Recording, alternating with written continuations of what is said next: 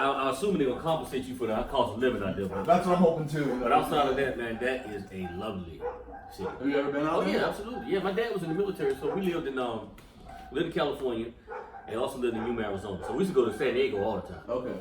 Yeah, my dad was in the Marine Corps, so we went to San Diego. Right. All the time. Yeah. That's a lovely city, beach and everything. Uh-huh. Yeah, you'll probably be married and find you a nice woman. Oh, I don't know about that. No, I ain't trying to do anything. You can adjust this however you want. Okay. Oh. Whatever makes you comfortable. That's cool. Yeah. And yeah, all right. You ready to start? Yeah. Go ahead. Ready. All right. Welcome to Sharp Edge of the Word with Yazan Amra. This is episode number 13, and today I have my special guest, old friend Dink Kearney. Yes. Hey. Good friend Yazan. Yeah. Good guy. Man? Great, man. It's good to see you, man. You're a good guy, man. You know, you're one of the first comedians I met when I started comedy about almost 4 years ago. Right. You always had a humble spirit about you, man. I appreciate it. I mean, you too. You're very kind, and like it's hard to get into the comedy game if you don't know that many people. Yeah. Because we met up in the Second Win, right? Was it the Second Win up in Chapel Hill or the Pit? I think. Well, it might have been the Pit. Yeah. Might have been the Pit. I know it was one of them. It was one of them. So. And then I started doing the Shutters ad shows, and you would come on and support, and I appreciate that. And now you've got your own liquor house. Yeah. I'm not. Well, it's kind of my show, and it's not. Well, right. The producer probably want me to say it's my show. Yeah. Because I'm the primary host, and we work close together. So you can say that. I pretty much book the comedians for the show. Right. And as you can see, a lot of comedians that's been on Liquor House are comedians that's around here that I know. Yeah. And that's the way we want to farm local talents. Yeah. Don't get me wrong. We can have some comedians that's not from here on there, but primarily I'm definitely trying to get the up and coming comedians to come up with me. In the local area. So. And I wanted to get your opinion on this. I heard that like kind of there's been like a glut in the comedy scene in North Carolina because everyone's moving to either Chicago or New York. Yeah, it has. Yeah. Right. Speaking of that, do you ever meet Christian Vishal Sami? You ever meet him? Yeah, Vishal. Yeah, Vishal. Yeah, well, he's moved to New York. Right. His job is actually, he got a job, so he's actually going up there, but he's going to be doing right. Sam Zahni's moving up there, Maggie Weiner, Kenyon Adamczyk. Yeah, they're already in Chicago. Right. Kenyon and Maddie's in Chicago. Right. Sam's going to New York. Right. What's the other girl name? Man, she used to date Kenyon. White girl, I can't think of her name. No, not Brett Williams. This is crazy. We knew each other really well. I got a brain cramp. She's moving to New York too. I assume for comedy too. Yeah. But everybody is making that leap. So do you feel like there's not enough opportunity of bringing people or keeping people here? Like I know Charlotte has its own hot spot. These guys like up and coming hot spot. Right. Asheville too. And well, with the internet nowadays, you really don't have to go outside of your market to get seen. Like it's not 1970s and 80s. Back in the day, in the early 90s, when I'm gonna go out to New York and be a comedian, like LA and Chicago, be an actor. With social media now, a comedian don't have to do that. Right. I use myself as an example. By me being the host of Liquor House Comedy. Yeah. We're on Amazon Prime, Roku TV, Pandora, Spotify, Tidal, all these places. And we'll put the links up on the episode for that. Yeah. It can also be seen in over 160 countries, English-speaking countries, through Amazon Prime. Same thing with my comedy special, Get a Watch. Right. I'm saying all that to say is, I can now probably blow up just because I have somebody that has me on all these major platforms. Right. So let's say someone sees Get a Watch, which is doing good by the way, and they say, hey man, this guy is he's legit, whatever, let's book him for a comedy club. Mm-hmm. So now I start getting booked all over the country. Right. But I'm still living here in Raleigh. I still live in Durham, North Carolina. Yeah. So I didn't have to go to New York. Okay. So the paradigm's changing and it's changing. Artists. Yeah. Now I'm not knocking none of my friends for going up there and do that. Right. I'm glad they're doing it. Right. Because I think it's a great opportunity for them. But in general, to answer your question, you don't have to go there. You don't have to leave where you want to. But I'm glad that I'm happy for them to go because they will get an opportunity to work plenty of clubs. Right. But at the same time, a comedian in Chicago could be doing the same thing I'm doing and blow up the same way. Right. You see what I'm saying? So you don't have to. The good thing is nowadays you don't have to go to New York. You don't have to do that. And one thing about it when you go to those places, man, is I will say this. Let me backtrack. New York has the best comedy scene. Oh, hands down. Yeah. I think, matter of fact, a couple years ago, I went to Gotham. I think you and I was communicating back and forth. Yeah, you were in town and like yeah. And then I came back again with the Broadway. I think it was the second time I came back. But my point being, when I performed up there, the electricity in the crowd, the energy was just unbelievable. Yeah. And when I made them laugh at Gotham, I walked off that stage and said, I knew I could do this. Yeah. Because they gave me compliments and everything. And I'm just saying to say they have the best comedy scene. LA comedy scene is good, but it's something about New York comedy scene, man. I don't know what it is. I agree. But they love it. And that was a Tuesday night, 7 o'clock show. Yep. And then they had the 8:30, the 10:30, 9 o'clock 12, show, man. 1 o'clock shows. At 9 o'clock, man, that line was left around the building. Really? On a Tuesday night. Wow.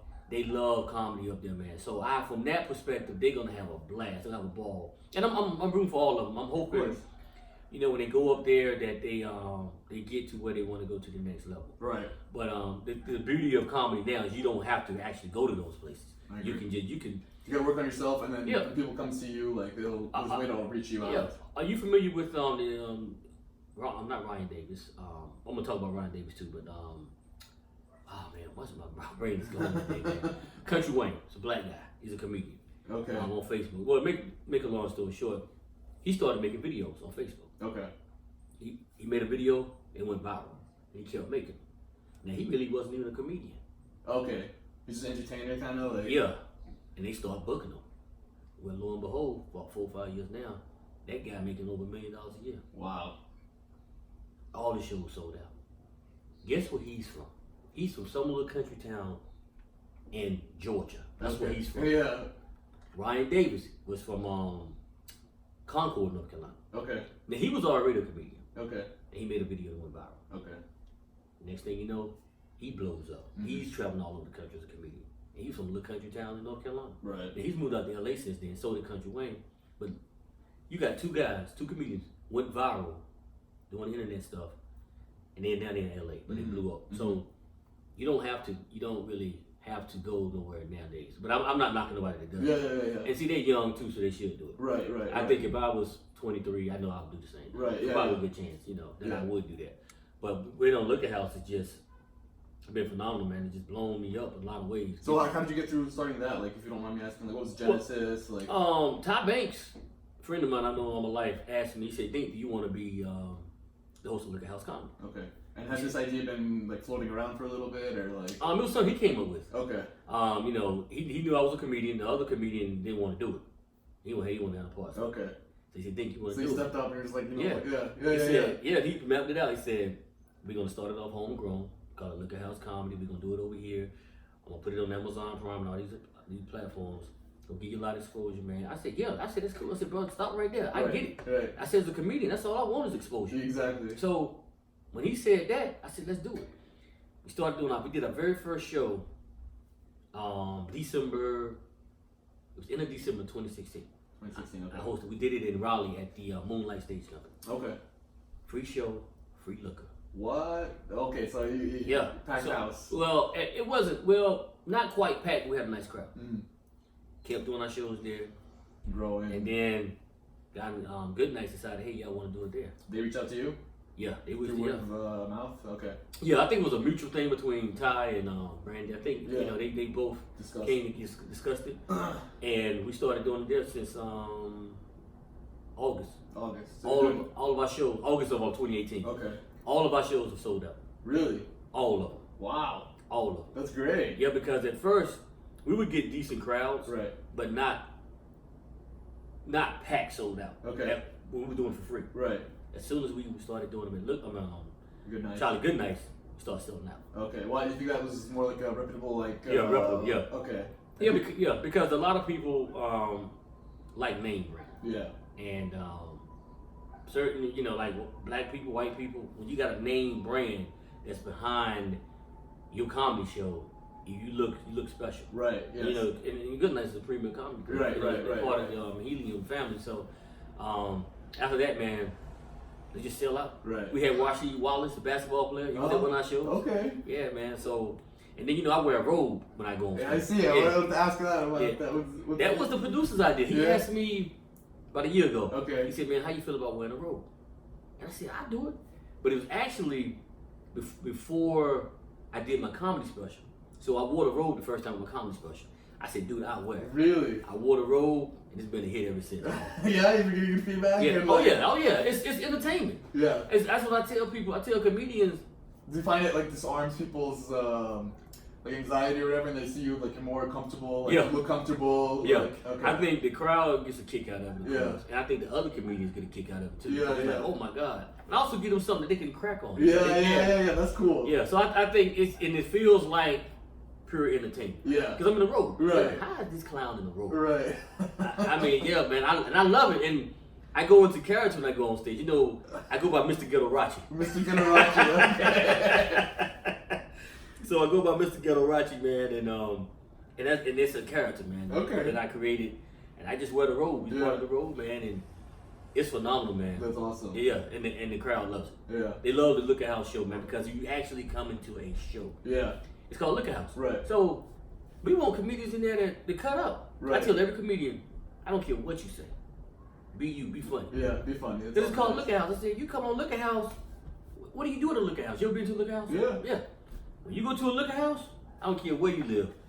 It's everything goes on. At Look at House. Everything. Yeah. They selling cheap liquor. They selling liquor they supposed to be selling. Right. They selling drugs. They probably doing everything. So Look at House comedy is a reflection of that. Got you. Yeah. So it's entertainment. Mm-hmm. People want to be entertained. I think the thing about comedy is that sometimes these old school guys are so rigid in how a stand-up should be. And I'm all about entertainment. Yeah. You know, what works back in the day don't have to work today. today. The formula's always changing. Yeah, the formula's got to change. You have to, it's just like with technology, man. I'm 47, right? And I remember back in the mid-90s, not too many people had cell phones. Right. Like, people had them, but they didn't have them. Right. You know what I'm saying? Like, people had pagers. Yeah. And I remember when I finally did get my cell phone. And I look back now, you have to have a cell phone. It's part of business. You gotta have Gmail on your phone. Right. Email. You have to have you have to be able to text. Right. Because that's the world we live in. You can't be stuck back in writing letters now. Yeah. You know what I'm saying? Yeah. You can't, like, house phones. Look, I don't know that many people got house phones anymore. You know, so you have to go with the times. Right. Same thing with comedy. Right. A lot of old comedians, they don't like these up and coming internet comedians like Country Wayne and Ron Davis. Why is that? They feel like they're not paying their dues, or like they're just kind of like cutting the line, and you hit it right on the head. It's more of a jealousy thing, right? Yeah, I think so. I think it's twofold. I mean, to be respectful to them is that I think to them they think like one, they're not doing stand up the right way. Let's start there. Okay. This is them. Okay. And then two, they feel like they jumped the line. Yeah. My thing to this is this, like I just said with the example about technology, you have to go with the time. Right. Yes, comedy, you still gotta have a certain form. You still want to have a punchline and all that type of stuff. But if someone jumps on the stage, let's say they put a wig on, and you can walk around and bark all day and say some other crazy stuff. If that's what the fans like and it works, do it. Right. It is what it is. Right. Funny's funny. Funny is funny. Right. Like, and I think a lot of these comedians, when it comes to the true nature of comedy, some of them don't like that part of it. Well, times change. Mm-hmm. And then when it comes to these guys skipping the line, is it my fault if tomorrow I wake up, I got 5 million followers because they saw me in a robe on Amazon? Right. Now I'm going to get booked all over the country. Right. The promoters at these comedy clubs want to put me in this. They want me to come there because they know I can sell it out. It's a business. Right. Yeah, exactly. So, is that I'm supposed to turn down money because you don't think, because I skipped the line? That's why I gave the example of technology. Right. A lot of people, you probably got some small business people who's like, man, I don't want to get this type of internet system. Or I don't want to get this type. I don't want to get no website. I want to do word of mouth. Right. Well, guess what? You got to do it now because your competition is doing it too. They doing it. All right. So then you eventually like, all right, I'm gonna get a website. Don't get me wrong, word of mouth still works. Of course. But when you see you can make more money, yeah, because you got a website now and you got all this other technology, you got to go do it. Right. You can't get mad because this person over here is using technology to make money. You decide not to do it. Right. But a lot of them comedians are bitter, man. A lot of the older ones are bitter. Yeah, there's a lot of bitterness in the comedy. They are bitter. And I hate that for them because they came up in a time that's the way it's supposed to be. But man, who cares about that? Change the damn time. Right. I'm like this, man. I've been doing stand-up 3.5 years. August 24th will be 4 years. And I remember the first time I started, and I look at myself now. I knew within about my 6 month in, I knew that I was ahead of the curve, you know, for myself. Like, Quick back up, like, how did you like get into stand up to begin with? Like, what? I mean, you were always kind of like an animated, funny guy. What made you take the jump to the stage? Like, was it a dare? Was it your friends telling you? I always wanted to do it, and I met this comedian named Leroy Seabrooks. Okay. Oh yeah, Leroy. Yeah. Both of us we were both veterans. Right. So we was at sleep apnea clinic. And okay. We met, got to talking, man. He said he was a comedian. I said, man, something I always wanted to do. Yeah. And after talking to him, he said, well, man, if you're gonna do it, you need to go ahead and do it. Yeah. He said, do it. He said, just do it, and you will get this feeling. I said, okay. That was like December 2014. Right? Okay. I'm like still running through my head. I talked to Top X, the guy who's the producer of Liquor House. I said, man, because he does movies too, he produces movies and all that. So I said, what you know about comedy? He said, man, I don't know too much about comedians, man. I just know a lot of them jealous. You know, he started laughing. Yeah. I said, all right. Well, I remember I made my mind up. I went out there and I watched the stand-up. I went to an open mic in Chapel Hill. Okay. And then I said, I'm going to do this. And the next week, I got up that day and I said, I'm going to go to that open mic. I told my wife, I'm going to go to that open mic. And nothing changed my mind. Something kept pushing me, like, you going on that stage. Like, nothing said, you're not going to do it. I get to, I go to Chapel Hill, I go to the second win. I get on stage, I tell all these jokes, right? Nobody's laughing. Nobody. Was it comics or only? Was it? No, it was a combination. There was comics and some people at the bar. I got to my last joke, and these two white dudes in the back bust out laughing. Matter of fact, Dave Kirby was one of them. Okay.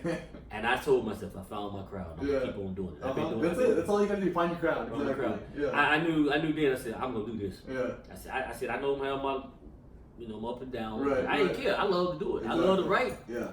I love to do it, and that's why I was saying within 6 months I had written so much. I was like, yeah, I said I can do this, but some comedian would tell you, nah, man, you ain't supposed to be able to do this within a year. You're not supposed to have time frames. Like, don't talk to me unless you've had 5 years under your belt. Or, like, you have this. It's very discouraging. Now, I'm gonna tell you why I don't like that. Because experience is a great teacher. So, from the time I started August 24th to February of 2016, I started in August 24th, 2015. So February 2016, that's 6 months. By that point, dude, I had probably been to over 50-something mics. Because I was going 2-3 times a week. Okay. My point being is, the more I practice it, the more I was getting a feel for it. Yep. So if I roll up on year one and I have 20 minutes of material that's solid, why I got to have 5 years experience to talk to you? Right. What? It makes no sense to me. Yeah. So then you come up to year one, boom, I'm doing good. Year two. So if I have 45 minutes of solid material, why can't I do a special? Right. What's this 5-year thing? Right. See what I'm saying? It don't. It's a system that's been like put in place, but doesn't even make sense. It don't make sense. Like basketball. Right. Like Michael Jordan. When Michael Jordan came to the Chicago Bulls, now he was good. Nobody knew he was gonna be Michael Jordan. Right. Imagine if, because Dr. J was still in the league, Magic and all them, they was in the league. They were the head honchos. Right. Imagine them saying, "Man, you can't score 40 points a game. You can't do that. Yeah. You can't dunk on nobody. Yeah. Who are you? You only been in the game barely a year. I like that. You gotta be here 5 years." That's why I think the jealousy come in. Nobody can tell me what the hell I can and cannot do. I like that. I don't care who you are. Yeah. I would tell somebody, man, I say I respect comedy legends and all that. I'll listen to them if someone around. But nobody can tell you about your development. No one can say what you cannot do. Everyone's journey is different. Everybody is different, man. I did not know I had 25 minutes of material in me until I had to do a show, and they kept asking me to do more time because the headliner hadn't got there yet. So I ended up doing about 25 minutes with still more to go. I said, oh man. You got this, feel the fire, yeah. I said, I had about 35, 40 minutes. So the next year, later on that year, Ty asked me, he said, hey man, when do you want to do your comedy special? That was like November 2017. I said, I'll get back with you. The next one, I said, we're going to do it in February. I had that much material. Yeah. Goes back to my point. I've been working and working hard. Right. That's why you can't, if someone say to me, if a comedian say, hey, nobody can talk to me unless they got 5 years experience. What you think about that? But I say, hey, I open up this book and say, well, let me show you what I've done. Exactly. Not bragging. Right. The substance is there. Yeah, proof is in the pudding. I got it. I'm all on these platforms. Right. So why can't I talk to you? Yeah. Now, I will ask him or her, what have you done in that time frame? They might say, hey, I opened up for this person, that person. I say, okay, cool. Are you on any of these platforms? The answer is no. I'm more accomplished than you. Yeah. But I'm not throwing it up in your face. Right. See what I'm saying? You get it? I'm not throwing up in your face that I have a comedy special. Right. And I'm seen on in all these major platforms. I'm doing Liquor House comedy. I'm not throwing it up in your face. You do it for the love of the game. Do it for the love of the game. Yeah. Because you can be more accomplished than somebody. Another comedian can have 15, 20 years on you. But Yazin, you could be more accomplished than them. They'll look up and like, man, wait, Yazin's on. He's been on Liquor House. He's been on there several times. You can see him on Amazon Prime. You can see him on all these major platforms. Yeah.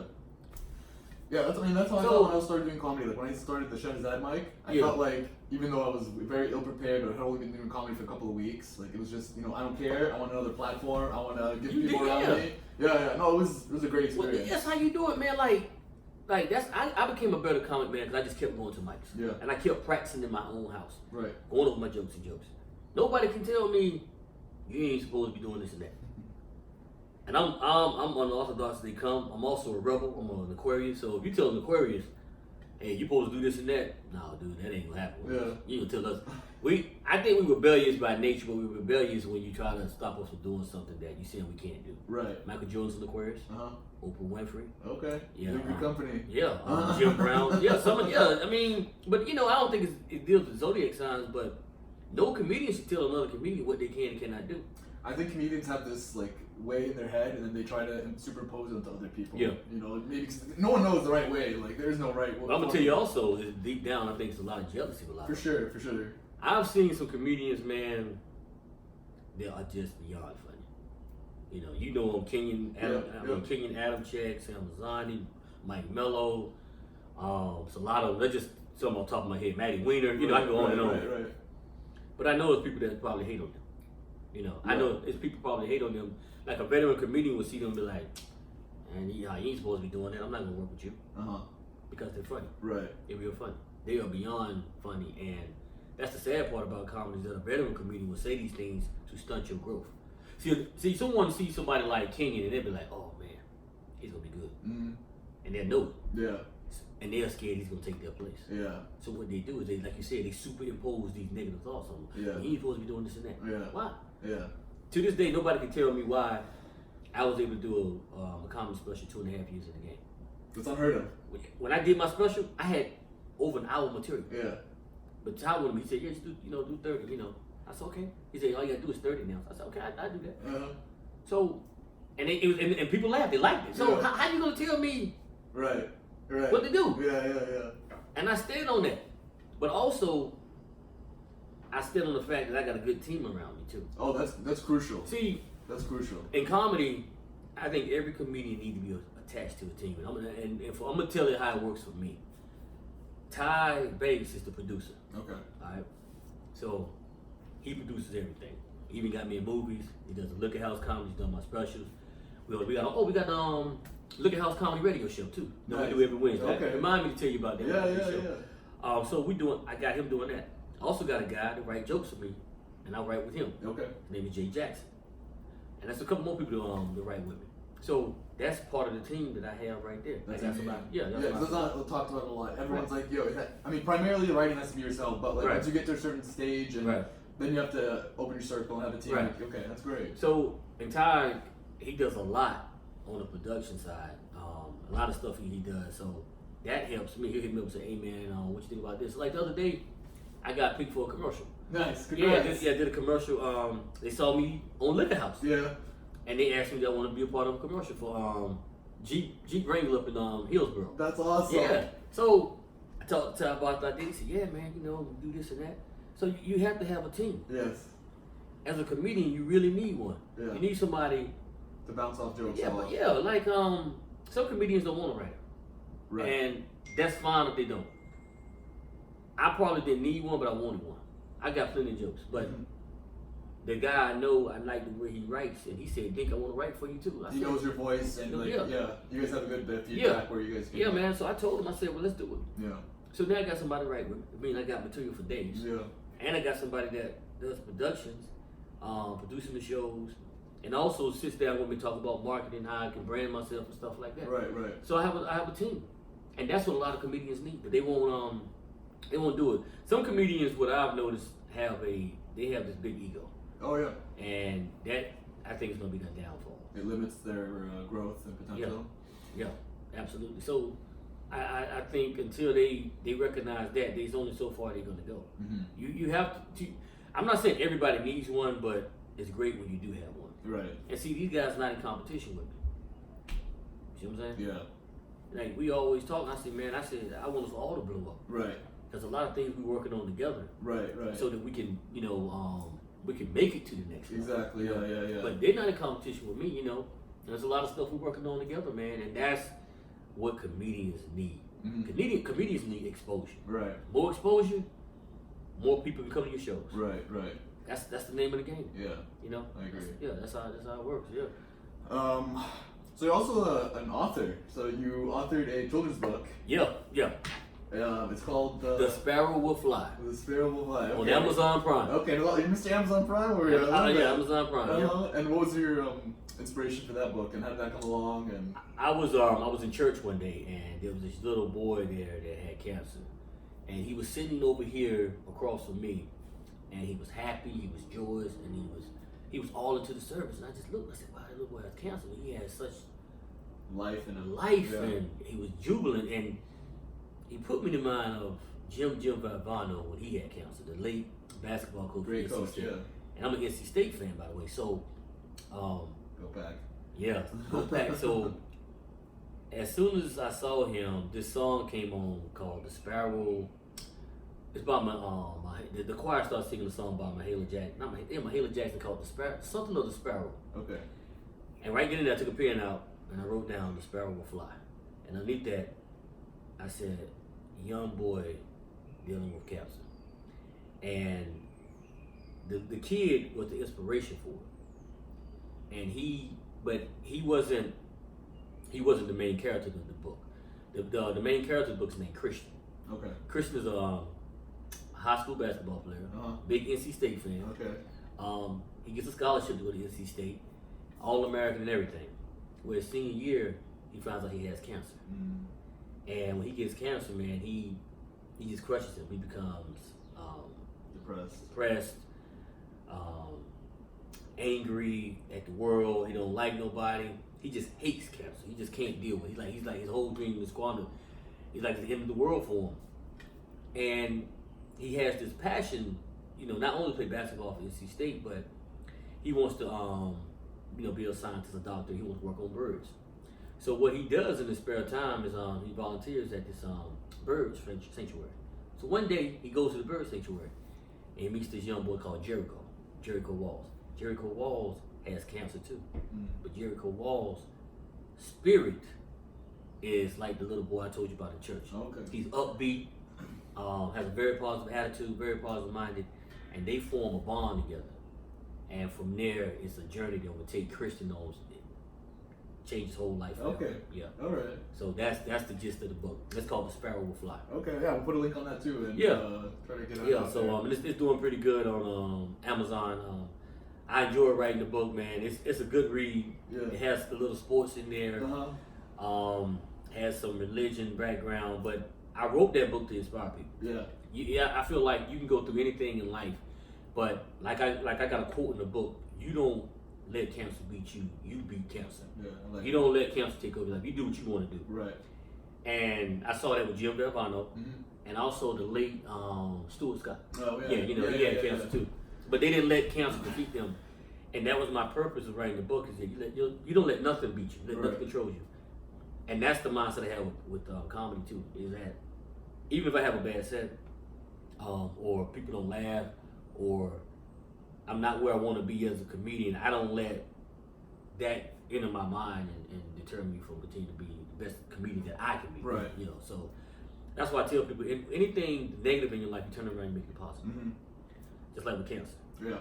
whether it's cancer, whether it's you lose your job, anything. Right, just anything that life throws at you. Yeah, because if you let something control you, then you can't do nothing. You can't be who you want to be. Right. So you do the opposite, and you control it. Right. Like Jim Valvano had cancer, and he fought it to the end. Right. He's like, no, I'm gonna get up, I'm gonna do this, I'm gonna do that. Same thing with Stuart Scott. He was still doing sportscasting? Not sportscasting, well that too, but he also did karate too. I might got the wrong name. He also do jiu-jitsu or it was something like that. He used to do mixed martial arts. Yeah. So he kept doing it. Yeah. And he didn't let cancer beat him until it physically, Yeah, but even with then, I tell people, I said, it was just his time to go. Right. And I said, that's it. I said, cancer didn't kill him. He fought cancer. Right.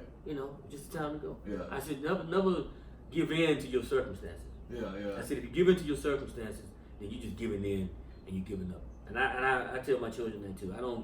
I never give up on nothing. I don't let negativity get to me. I don't care what it is. Right. Whether it's a headache, I don't care what it is. You cannot allow it to dictate your life. Dictate your life and tell you what to do. Yeah. I don't care what it is, bro. And if you live that way, then nothing can defeat you. Right. Getting up on stage in front of a lot of people is secondary. Yeah. You know what I'm saying? So that's another thing. When I wrote the book, I wanted to write it from the standpoint of that if a person like Jim Valvano and Stuart Scott can have cancer and fight it to the end of time and keep doing living life, what's your excuse if you don't have an illness? You see? Mm-hmm. See, a lot of times we'll go through life and just complain. Oh man, I got a sorry supervisor. Oh man, I can't get a girlfriend. Oh man, and this and that. But this person over here has a disease. Smile on their face. Smile on their face. Disease trying to kill them every day. They getting treatments.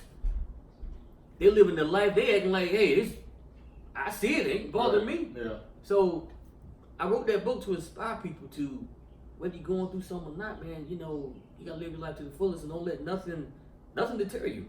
Nothing. And you had the inspiration from the beginning of the book. Yeah. Yeah. I got it, and I saw that little kid there.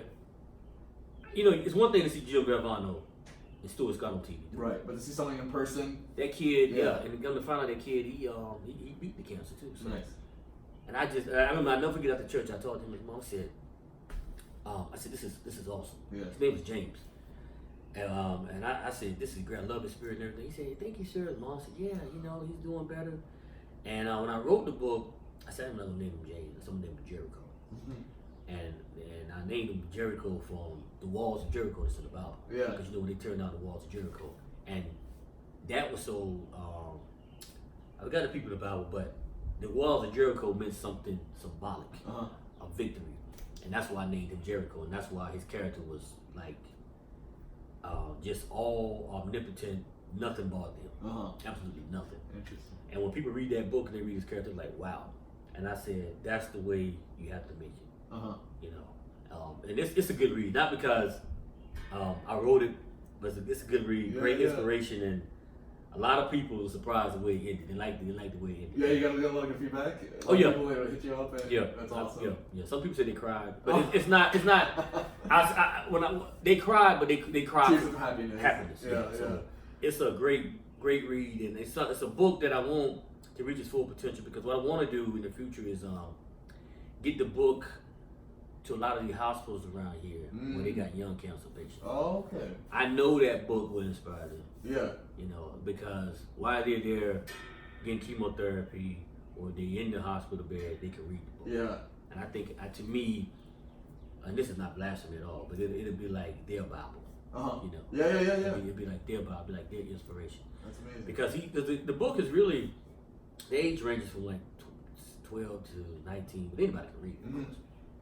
But my daughter read it. She just absolutely loved it. She's 15. She absolutely loved it. That's amazing. Some of the kids I know said they love it, but it's an inspirational book. And it has a basketball breakdown in it. So I can't tell everything about it. But talk about NC State and Carolina, because that used to be the main rival. A lot of people that's young don't know that NC State and UNC was the main rival. Back in the day? Yes, sir. Yeah. Not even that. Yeah, I guess you could say back in the day. Not that long ago back in the day, but that was the rivalry. It wasn't Duke and Carolina. Mm-hmm. the red couldn't stand the light blue, and the light blue did not like the red. Yeah, that was the main rival, and that's why I wrote it, because I'm a State fan. Yeah. And I said I'm gonna put this part in there about him and UNC, but it's a really good book, man. Right on. And I right now I'm working with other. I'm trying to weigh the publishers who want to buy the rights to the book right now. So, okay. Yeah, I'm trying to. Yeah, so they want to take it.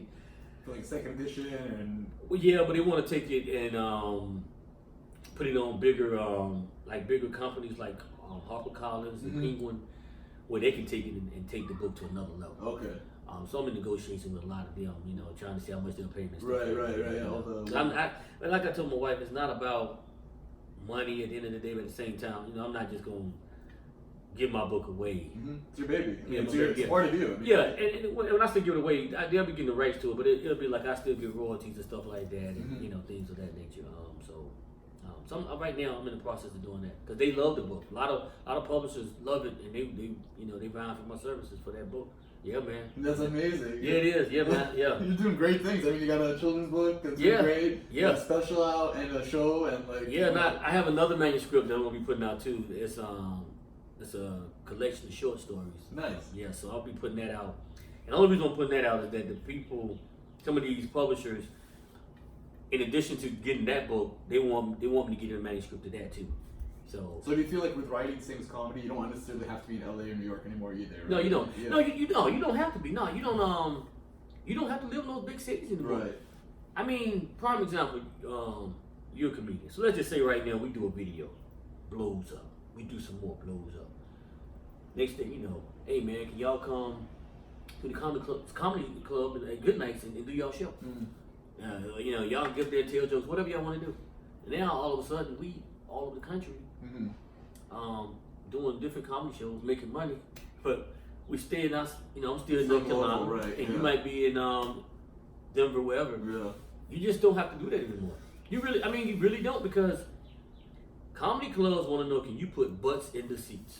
I heard a lot of comedy clubs now also asking people how many followers you have, because that's an indication of how many people you can bring to a comedy club. Yeah.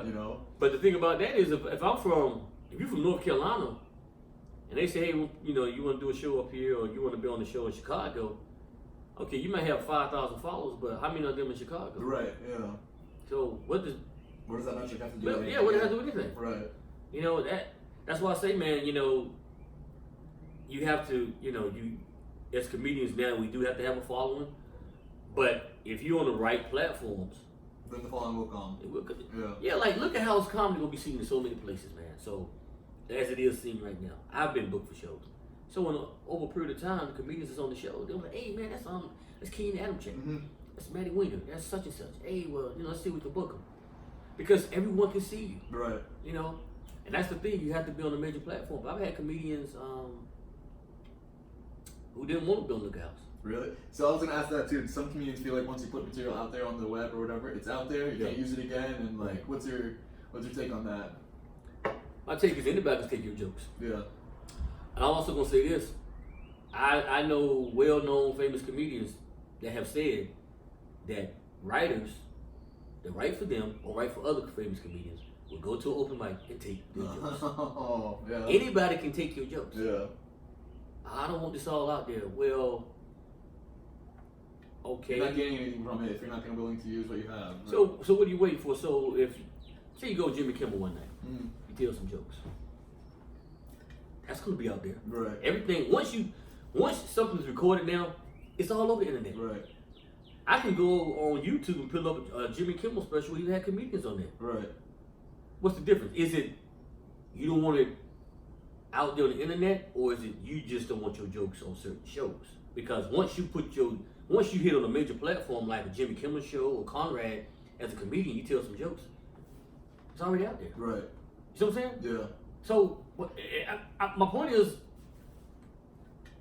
what does it matter? I mean, well, some people say like maybe it's not finished, or maybe, you know what I mean, like it's not like right. So I put you like this. And maybe I'm biased because I understand the importance of exposure. Yeah. If someone says, hey, Dink, you want to be on this show, we're going to have it on these platforms. You can pick any platform. I'm like, yeah, cool. Yeah. Why not? whether that joke finished or not, I'm doing it so I can get exposure. Right. I'm not doing it like, nah, man, I ain't gonna do it. I don't want that out there. I guess I just don't.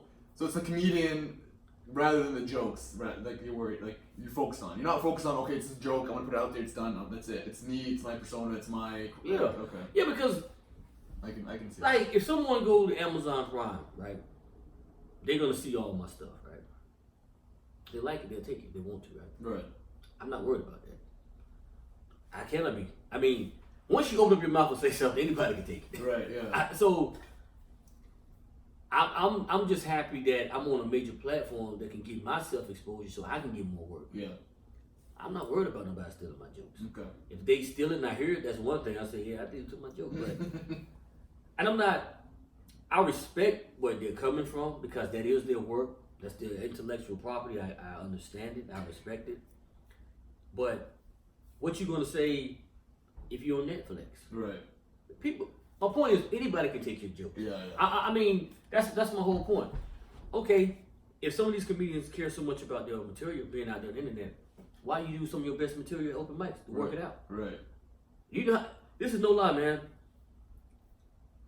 I have talked to famous comedians who have told me that certain jokes they know came from people that was at open mics. And they're shameless about it. Yeah. I also know comedians that have put on Facebook how some of their stuff has been heard on the late night talk shows of those comedians. Right. Because what they do is they go on social media, they see these comedians, or they go to the open mics and they take this stuff. Mm-hmm. They'll say, that dude probably gonna be famous. I'm gonna take that joke. Now I don't know how they know who's gonna be famous. Right. But once it goes to a famous comedian, who do you think they're gonna believe? Right. Yeah. Exactly. Who's got more? Yeah. So I never. You don't even allow that worry to be in your head. Nah. I mean, if I'm gonna operate like that, bro, then you're just holding yourself back. I'm holding myself back because I don't. That's why I said, okay, like some comedians didn't want to be on the lookout, they didn't want their stuff out there like that. Real funny comedians, that's okay. I respect that. Mm-hmm. Now, mind you, it's going on Amazon Prime, and it's gonna probably go on some more platforms in the future. Right. It's gonna get on SiriusXM too. Oh yeah. Yeah. So you don't want it on Amazon Prime, but let's say I came to you and said, hey, Look at House now is officially gonna be on Netflix moving forward. It's gonna be on that platform. Mm-hmm. What's your response then? Do you still want your joke on there or not? Right. Yeah. So that's my thing. Is it the platform is gonna be on? Or do you really care about your material being out there? Right. You see what I'm saying? Yeah. Like if you're gonna say, nah, I don't wanna be on Look at House because it's on Amazon Prime. But then I come back and say, hey, we're gonna be on Netflix. Yeah. What? So you see what I'm saying? So yeah. What is it then? Is it because it's Amazon Prime, or is it because it's on? Jokes. Yeah. Yeah. And Amazon Prime is big. It's huge. It's worldwide. It's Netflix, Hulu, and Amazon. Those are the three new big ones that are like. You have when I look up my name on Amazon Prime, watch my special. Mm-hmm. But I can watch it, but to see what happens. Yeah. I come up with other famous comedians. What? Yes. There are other famous comedians that got 15-minute specials on Amazon Prime. Yeah. So when I hear you guys say that, I'm like, I don't understand your logic. Nice. Yeah. I would rather them tell me. Now I would have respect for this. I respect them period, but I will understand this more. Let's just say somebody, wanted to record their stuff, their 30 minutes, their 25 minutes at a regular show. Okay. I could see them say, no, man, don't do that because you might put it on the internet. Right. I could understand that. Okay. I could deal with that more. But I don't understand why you don't want to take the opportunity to get more exposure out there. And I don't understand why you wouldn't want your jokes to be on Amazon Prime. Right. That's why I said, what if I said it's going to be on HBO, Netflix? Name any big. Pick your poison. Doesn't matter. Yeah, exactly. Then, so you're gonna say, oh, okay, yeah, I do that. Yeah. It just lets me know. I think it's the platform. Yeah. Because you're not gonna tell me if I came to you and said, hey, man, this next Look at How special is gonna be on HBO or Netflix or Showtime. Yeah. Yeah. You're not going. I cannot see them saying, right. "No, man, I ain't gonna be on there, man, because I don't want my jokes out there." Interesting. Yeah, very interesting. Very interesting. But like I said, man, I like these guys. I respect them. But you just don't see eye to eye with them. That's fine. Like I doing you and like you're happy with the results. Because I understand the importance of exposure, man. Yeah, like whenever this come out, I tell people, "Hey, man, check me out on this right here." And I always give it to my followers on Twitter, Facebook, Instagram. Check it out, man, and share it. Yep. You know, I said y'all also get to know Yazzie. You know, he's a real cool guy. So it's exposure. This is exposure, man. When you say let's do it, like, hey, let's do it. Yeah, I was very thankful. Because exposure is what comedians need, man. Right. You're always in dark, dirty clubs that no one ever sees, and like. See, to me, comedy is like the stepchild of the entertainment world. Okay, I like that stepchild. Because they don't have a solid foundation. You see how anybody can blow and be famous. Yeah. You know? Yeah. So, we don't have a solid foundation. There's not one there. Acting, think about this. Take acting classes. Take as many as you want. Then they say, hey, we're going to get you some type of, they get a reel where they see the best work, whatever. Then from there, they can join an agency, you know, because then they got stuff to give them. And then they got an agency that will shop them around. My point being, there's building blocks for them. Yeah, we don't have that in comedy. They got union. They don't. So they don't have to have a whole lot of exposure. They could just go through the auditions and the system supports them. Yeah. Whereas us, we have to have our own system to support ourselves. Right. Now, don't get me wrong. Nowadays, they want these actors and actresses to have a lot of followers because we live in an age now where the more followers, the better. Right. Still, though, someone can say, hey, I want to be an actor or actress, and they can follow the little blueprint that's there, and they'll build a structured system. Right. Comedy ain't like that. Yeah. Comedy's just all over. Yeah. I mean, people are like, no, man, I can't be on Lookout Comedy. You pay me $300-$400. I'm like, well, you go straight to hell too. Nobody, we ain't got that type of money, man. No, we ain't doing that. Yeah. So, and I'm looking at them like, you would rather turn down exposure and short-term money. Yeah. It's a short-term gain rather than a long-term gain. Because we need exposure. That's what we need. Yeah. Dude, Mike Mello is one of my, and I mean this what I'm about to say. And I've told Mike this to his face, so Mike know I ain't blowing smoke if he ever see this. Mike Mello is one of the best comedians I've ever seen. Yeah. Hands down. Oh yeah. One of my favorites. Yeah. He's one of my favorites. He ain't even famous yet. But he's a Carolina favorite too. I've never seen this guy he has the stage presence. He has everything you like in a comedian. Yeah. I've seen this dude do rooms, and like, how did he spin that? How did he do that with this type of crowd? I've seen comedians like him that are funnier than the famous ones. You can take Mike Mello right now, put him on the stage, and he'll kill it. Right. You could put him on the Apollo. You could put him on Jimmy Kimmel show. He'll look like he belonged there. Right. I've seen so many comedians like that. Funnier than the famous one. You know what the difference is? They just not famous. They ain't got the exposure. Yeah. Might get the exposure. They'll be like, wow, this dude is like another Dave Chappelle. You know what I'm saying? But until comedians like him and myself get the exposure we need, nobody will really know who we are. Right. And that's what I'm working on. That's why I'm working on so many projects to get my name out there. Right. So people can say, oh, yeah, that dude is funny, man. He wears the robe and blah blah blah. Yeah, let's book him. Right. You know, let's get him. That's the goal. Right. So if I got the opportunity, prime example, I always use this analogy. Me and Ty talk about this all the time. If what's the guy name that does Saturday Night Live? Last name is Lauren. Right? Michael. Yeah. Michael Lauren. Lauren Michaels. Lauren Michaels. Yeah. Say, hey man, we think you're funny. We want you to come host the show this weekend. Can't pay you now, but we'll fly you up there, put you in the room, feed you, whatever. But can't pay you. But let's say somebody over here wants me to do a show for like $300-$400. Which one you think I'm gonna do? The free show. I'm going up to be on the SNL, which is one of my favorite shows, and be seen by millions of Americans. Right. Because I know it's gonna give me a lot of exposure, and I'm gonna be wearing my robe. There's no way I'm gonna turn down an opportunity like that to be exposed to millions of people in the United States of America. Right. That right there is way worth more than $300. Right. $300 don't come close to that. Yeah. Because after I do that, That's gonna turn into who's Dink? Thousands and thousands of dollars. Yep. Next thing I know, I'm blowing up. Hey, can you do this club, that club? I look at that $300 and bypass that 10 times over. But some people will take the 300 because they need it now, or you never know. But yeah, versus the exposure. Right. It's like the show we did last night, the Black Queens of Comedy. They killed it. That thing about to blow up. Yeah. See, Ty Banks is dealing with people that can put these things on major platforms. Like it's gonna be on Sirius. Look at House Comedy's gonna be on Sirius XM soon. My comedy special gonna be on there. And how many years have you been doing Look at House Comedy now? Going on 3 years. 3 years. Yeah.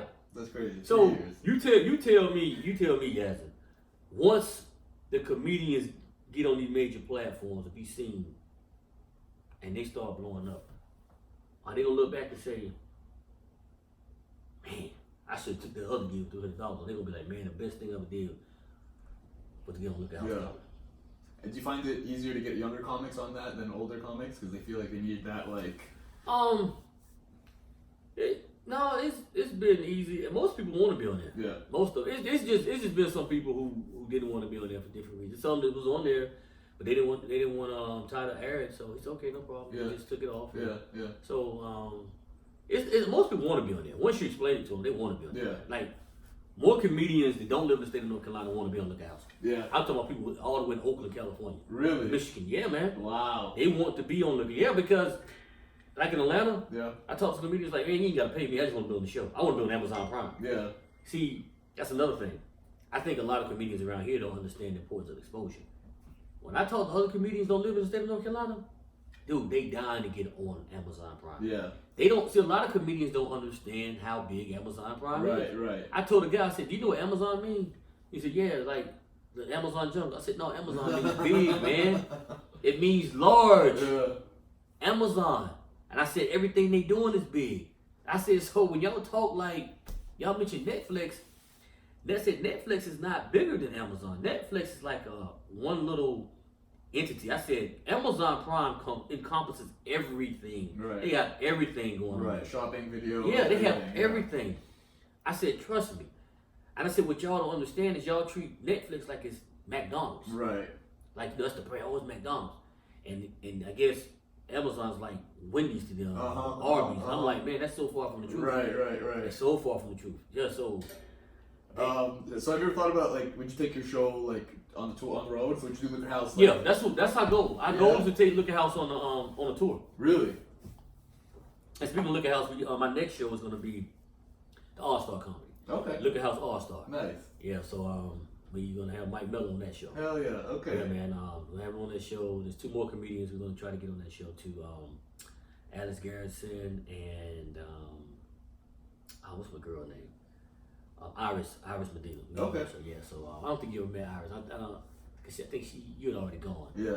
Yeah. You know Alex Garrison? You know Alex? I had met him when I came back. Okay. Yeah. Real funny. Real funny. You wanted to even the. Yeah, one of North Carolina's funniest comedians. Yeah. Real funny guy. Nice. And when's the All Star? We haven't got a date yet, but that's gonna be our next Look at House show. Okay, right on. Yeah, so that's gonna be on Amazon Prime, and like I said, man, it's gonna be on different platforms, man. You know, and I already know the end result, man. We blowing up. It's going to go to the next level, and I don't argue with people about things I already know that's gonna happen. You know the old saying is, you can't take the horse to the lake to drink the water. You're right. You can't. Yeah. You can take them to the lake, but you can't make them drink it. Yeah. I can't make them see the importance of exposure. Yeah, you got the exposure here. You're saying here, come if you want, come. Yeah. If not, I mean, it's your loss. Yeah. Man. Yeah, it's your loss. Yeah. And bro, like I said, I love doing comedy. I love what I'm doing, man. I'm gonna help as many comedians as I can. Yeah, you're doing great things for the scene. I mean, besides for yourself and like the people that you're touching, and the comedy scene and the comics. I mean, you're really like doing a lot. So and I want them to go to the next level, man. You know, but I know once I've done my part, you know, if I offer it to them, they won't do it. Oh, okay, you know. Yeah, I'm gonna tell you something, bro. Being a comedian, doing shows where you don't get paid, they pay you $20, they pay you $25. It's not all about money about that. Don't hear me that. Don't get me wrong with that, but I'm not trying to be a $25 comic all my life. Right. You know what I'm saying? Right. If this is something I just want to do part-time, I'll be cool. Yeah. I want to be a full-time comedian, have shows every week, get paid X amount of dollars, and go home and be happy. Yeah. You know, So do I want that lifestyle where I can be a full-time comedian, call my own shots? Or do I just want to continue driving way out here to 8, 9 hours away or 6 hours away for $300-400, and by the time you put gas in your car and this and that, you're on down to $100, right. you know, or whatever. What do you want? I want to call my own shots. Yeah. And I'm gonna do that. Yeah. You know, and that's the reason why I'm taking advantage of Look House. I promote the living hell out of Look House. I see that too, man. You really do. I promote it, man, because when I put those memes and pictures up, all I'm doing is promoting Look House Comedy, my special. Right. And you make it interactive too, like comment on this. What do you think this is picture means? You know what I mean? And I tell people, like, some people don't like the stuff I post. I've had some people unfriend me. They, you know, and I'm like, listen, I say I'm a comedian. This is nothing personal. Nothing personal. I said I've seen way worse. Y'all seen way worse on Facebook. Plus, I gotta be careful what I post because I've been suspended a couple times. So you know, man, I have to. You gotta stay on. Yeah. So you know, man, I just have to, you know, be careful with that, man. Now on Twitter, Instagram, I can be a little bit more rogue. Okay, yeah. But Facebook, man, but people are jealous on Facebook. Of course, man. They will call the people. They'll flag you. Yeah. I guess, you know, being black on Facebook. So man, they'll do that, man. But you know, I say, okay, whatever, man. You know, like when I get home tonight, later on, I'm post some stuff, man. I post every day, man. I post them all the time. You have to. I mean, you got to follow these social media strategies, and even though they seem like redundant or you know what I mean. Think about this. Let's say you do your podcast, you're a comedian too. Let's say every day you did the same thing I did, which I tell comedians to do when they get on Look House. I said, just promote the show. Yeah. I said, hell, you can take some of my picks. I don't care. Right. Take them and say the same thing. Right. You know, we all got people to follow us. Yeah. So let's say you do the same thing. You say, okay, I'm gonna build up my podcast. I want everybody to hear about my podcast. You can take a picture every day, funny picture, whatever, and say, what do you think about this? Right. And then say, by the way, check out my podcast, blah, blah, blah, blah, blah. You'll be surprised how many people. I'll try that, I gotta try that. You'll do it, yeah. We're in an era where you have to promote yourself. Oh, for sure. Brand yourself. Some people have the money to pay a team to do that. Right. We don't have that luxury. We're starting from the bottom, so we gotta do it ourselves. But the beauty of social media, you can do that. Right. You take a few hours out your day. You say, you know what? This is what I do. I have my pictures already on. I'm gonna do every day. Have a question, and I said, okay, I'm gonna put. Let's put about 3 pictures a day, for example. So I put 3 pictures out there. Ask these questions. And I try to get pictures that I know people are gonna respond to. But underneath all that, I'm like, check these out. Right. Check this out. Or some days I might just, I might just post and say, hey, check out season 2 Look House Comedy. You can watch it for free. Right. Check it out. Then I tag people. And I tag different people because I have almost 5,000 friends now. But they live all over the country. Which is great. Right. So it's a job, but it's a job that's helping you. Right. Well, who's better to do that when you don't have money than yourself? And you just do it every day, and it slowly you have 10 people here watching it. 30 people watching it. You know, so that's how you got to do it. Yeah. Yeah. If I had the money, had a PR team or something, it'd be different. Yeah. But I don't have that. Right. But what better person to invest in himself than you? Right. We all on social media. Right. Man, I can't even. This is no lie, man. Everywhere I go, I pull on my phone. I look and say, okay, what's on? You know, what's on? I'm like this. I was in church earlier today. I had to pull my phone. I had to turn it off. But everybody does that. Right. Yeah. That's what we all do now. That's where we are now. Yeah. So that's the best way to do it. People want to be entertained. People love comedy. People like podcasts. You know, so I tell you, man, just do that, man. You know, you can go to my page, take some of them pictures, man, I have. Oh, most definitely, for sure. Yeah. Take a funny picture. And, you know, let everybody know you're coming. I'll get one in your bathrobe, and I'll get you. Yeah. Another thing, I don't know if you've seen the pics of me in my bathrobe, and I have a funny thing on there, right? But Ty did that. Like he got a picture of me in a robe, and he got a joke that I said, and I got this joke. I said, can you curse on here? Yeah. Oh, okay. The joke goes like this. Basically, gist of the joke is, ladies, a shoulder to cry on by a man ain't nothing but a dick to ride on. I think it's something like that. So what I do is, or what he does rather, he'll get a picture of me, and put one of my jokes up there, and I just post it. Like I got a joke I said last night that's on Facebook on one of my pictures. I say if your favorite liquor costs less than a value meal at McDonald's, you might just be ghetto. You know? And then I said, what's your favorite drink? Yeah. And people responded to it. It's on my Facebook page. You go look and see. Yeah. So that's how you brand and market yourself. Right. People see that. Right. And I'm gonna tell you, man, they just like this. It'd be like, boom, people just dig in. They dig in. And some of them people gonna click on and watch my special just like they'll click on and watch listen to your podcast. Right. We, as a comedian, you have to brand yourself. And what better way to do it than the way I'm doing it, you know, like that. Right. You know, like I said, if you got a PR team, or if you can make funny videos, all more power to you. Yeah. But yeah, you can do that. Yeah. Yeah, man. Thank you so much. It's interesting. I mean, do you want to talk about anything else? No, whatever you want to ask me, whatever. I mean, we're good for time. We got like an hour right now. Like, okay. Very helpful. Like, well, yeah, I want to send a shout out to all the comedians that's been on Liquor House Comedy Show. Yeah, please. I mean, you can see Liquor House Comedy on Amazon Prime, Roku TV. You can listen to it on Pandora, Spotify, Tidal, Google Play. And also it's about to be on, you ever heard of Tubi TV? Tubi TV. I think it's Tubi, like T-O-B-E or? T-U-B-I-E TV. Okay. Tubi TV, something like that. Okay. It has over 20 million viewers. It's about to be on that. Okay. Also it's going to be on, Sirius XM eventually. Right on. My comedy special, Ghetto Rochi, can be seen on Amazon Prime and you can hear it on Pandora. And it can also be seen and heard in over 160 English-speaking countries. All right. Same thing with Liquor House. Liquor House 2 is out. You can watch it for free. And also, I'm on this documentary called Ladies on Laughter. Okay. I got a little small part in that. It's a documentary about women of color. Okay. That's also free on Amazon Prime, so make sure you check that out. All right. I can't think of anything else. Oh, my book, The Sparrow Will Fly. Yep. Amazon, check that out. Yeah. Dink Kearney, D-I-N-K, Kearney, K-E-A-R-N-E-Y, Mr. Ghetto Rochi. All right, thanks again, man. Yeah, I appreciate it, man. And y'all check this man out. Real good guy, man. Good podcast, smart brother. So, you know, gotta do that. And you gotta come by come on the podcast another time, hopefully soon. Yeah, man, I come anytime, bro. Yeah, anytime. All right, appreciate it. Thanks. Yeah. When you headed back, man? So I'm going to Saudi Arabia next week. So, you're from Saudi Arabia, right? No, I'm Palestinian.